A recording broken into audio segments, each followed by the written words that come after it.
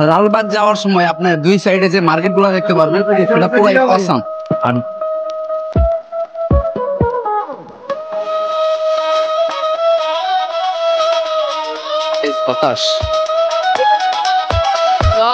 hello Kakku, what's up? This is welcome back to my channel with a new another brand vlog video.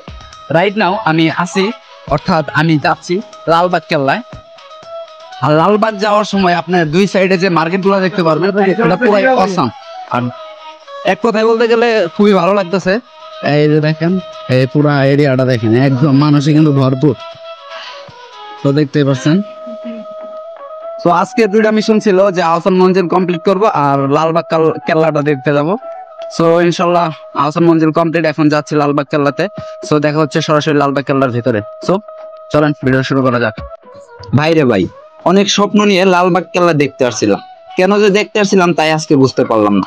শুক্রবার থাকার কারণে রাস্তায় পর্যাপ্ত পরিমাণ জ্যাম ছিল এবং আসতে একটু লেট হওয়ায় আমরা ভেতরে প্রবেশ করতে পারিনি, কারণ 4:45 টিকিট কাউন্টার থেকে টিকিট বিক্রি করা বন্ধ করে দিয়েছিল। পরে আমরা পিছনের রুট ধরে লালবাগ কেল্লার মসজিদটি দেখতে যাই এবং সেখান থেকেই আমরা লালবাগ কেল্লার ভেতরে কিছু অংশ দেখতে পারি, যার কারণে আমরা ভেতরে গিয়ে লালবাগ কেল্লার ভিডিওটা করতে পারিনি। ফিনিশিং টাইম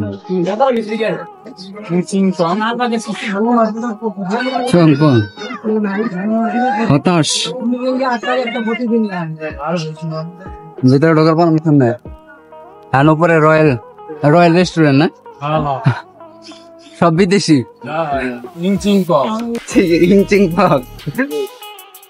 লালবাগ কেল্লা মুঘল আমলের বাংলাদেশের একমাত্র ঐতিহাসিক নিদর্শন, যাতে একই সাথে ব্যবহার করা হয়েছে কুষ্টি পাথর, মার্বেল পাথর আর রং বেরঙের টালি।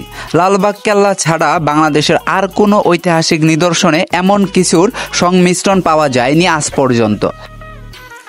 তাই প্রতিদিন হাজারো দেশি বিদেশি দর্শনার্থীর পদচারণে মুখরিত হয় ঢাকার লালবাগ এলাকার এই দুর্গটি।